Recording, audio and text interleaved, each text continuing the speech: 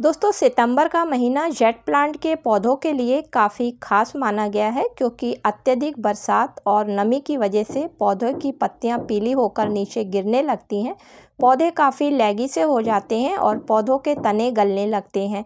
तो आज के वीडियो में मैं आप लोगों के साथ में शेयर करूंगी कि सितंबर में आपको अपने जेट प्लांट के पौधों की किस तरीके से देखभाल करनी है और 1 चम्मच इस फर्टिलाइज़र को डालकर आप अपने जेट प्लांट के पौधों को फिर से किस तरीके से मजबूत बना सकते हैं। साथ ही साथ नई कटिंग या नए पौधे लगा रहे हैं तो उसके लिए किस तरीके से आपको सॉइल मिक्सचर को बनाना है। नमस्कार दोस्तों, आप सभी का अपने चैनल पर एक बार फिर से स्वागत है। तो चलिए दोस्तों वीडियो की शुरुआत करती हूँ। तो जेट प्लांट एक काफ़ी हार्डी पौधा है और इसकी ज़्यादा देखभाल नहीं करनी पड़ती है। ये पौधा एक सकुलेंट पौधा है और इसकी पत्तियों में ही इसका खाना स्टोर रहता है। साथ में इस पौधे को बहुत आसानी से एक छोटी सी कटिंग के द्वारा पानी में भी ग्रो किया जा सकता है और मिट्टी में तो बहुत आसानी से ये पौधा ग्रो हो जाता है। दोस्तों जेट प्लांट के पौधे को या जेट प्लांट की कटिंग को जब भी आप मिट्टी में लगाएं और आप चाहते हैं कि हमारा पौधा अच्छी तरीके से ग्रोथ करे तथा लंबे समय तक किसी तरीके की कोई उसमें प्रॉब्लम ना आए, तो उसके लिए जब भी आप मिट्टी तैयार करें तो उसमें 50% आप बगीचे की साफ़ मिट्टी ले लें और उसमें 25% आप बालू यानी कि जो रिवर का सैंड होता है उसको मिला लें। अगर आपके पास ये नहीं है तो आप लीप कंपोस्ट को भी यहाँ पर मिला सकते हैं। इसकी वजह से भी मिट्टी काफ़ी भुरभुरी हो जाएगी।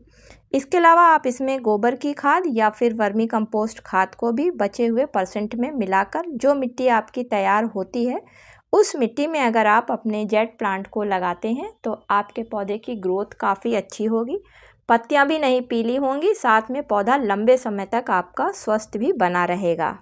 दोस्तों अगर आपके जेट प्लांट की ग्रोथ नहीं हो रही है तो उसके पीछे सबसे बड़ा कारण होता है कि पौधे को पूरी तरीके से धूप नहीं मिल रही है, क्योंकि जेट प्लांट के पौधे को कम से कम 4 से 5 घंटे की सुबह और शाम की धूप बहुत ज़रूरी होती है।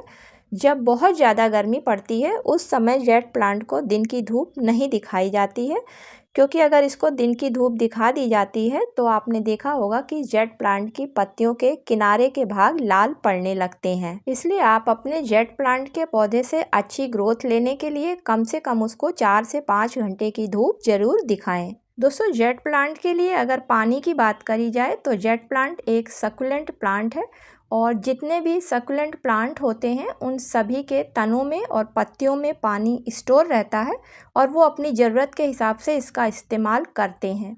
और जब इनको पानी की ज़रूरत होती है तो इनकी पत्तियां नीचे की तरफ झुक जाती हैं।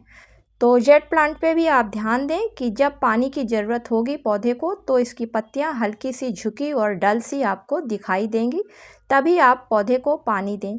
क्योंकि जेट प्लांट के पौधे को अगर ज़्यादा पानी मिल जाता है तो इसकी जड़ें गल जाती हैं, जिसकी वजह से पौधा ख़राब हो जाता है या फिर पत्तियां पीली होकर नीचे गिरने लगती हैं। तो चलिए दोस्तों अब जेट प्लांट के पौधे के लिए फर्टिलाइज़र की बात करते हैं। तो अगर आपके पौधे में ग्रोथ नहीं हो रही है तो उसके लिए सबसे पहले आप नाइट्रोजन युक्त खाद को वर्मी कंपोस्ट खाद को ले लें, क्योंकि वर्मी कंपोस्ट खाद में नाइट्रोजन, फास्फोरस, पोटेशियम पाया जाता है और इसके इस्तेमाल से पौधों की ग्रोथ काफ़ी अच्छी हो जाती है और ये पूरी तरीके से ऑर्गेनिक फर्टिलाइज़र होती है। दूसरी फर्टिलाइज़र आपको कैल्शियम चाहिए। कैल्शियम के इस्तेमाल से आपके पौधों के तने काफ़ी मोटे हो जाएंगे और जो पौधे लैगी से हो गए हैं वो पौधे आपके सही हो जाएंगे।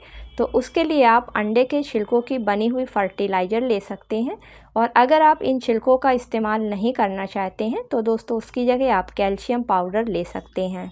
तो अगर आपका पौधा 10 या फिर 8 इंच के गमले में लगा हुआ है तो उसके लिए लगभग आप 100 ग्राम के करीब वर्मी कंपोस्ट खाद को ले लें और उसमें आप 1 चम्मच अंडे के छिलकों का पाउडर या फिर आप कैल्शियम पाउडर को मिलाकर दोनों चीज़ों को अच्छी तरीके से मिला लें। उसके बाद फिर गमले की हल्की हल्की सी गुड़ाई करी हुई मिट्टी में चारों तरफ मिलाकर डाल दें।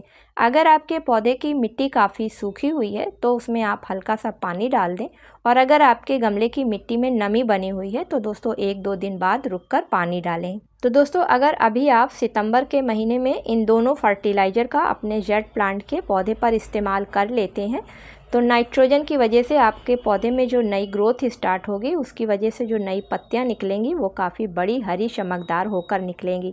और इसी तरीके से जब पौधे को कैल्शियम मिलेगा तो उसकी वजह से जो पौधा अभी तक आपका लैगी सा हो गया है वो काफ़ी मजबूत हो जाएगा और उनके तने काफ़ी मजबूत हो जाएंगे। उम्मीद करती हूँ कि आज का वीडियो आप लोगों को पसंद आया होगा। अगर दोस्तों पसंद आया हो तो इसे लाइक और शेयर करें। मिलती हूँ किसी अगले वीडियो में किसी नई जानकारी के साथ में। तब तक के लिए दोस्तों हैप्पी गार्डनिंग।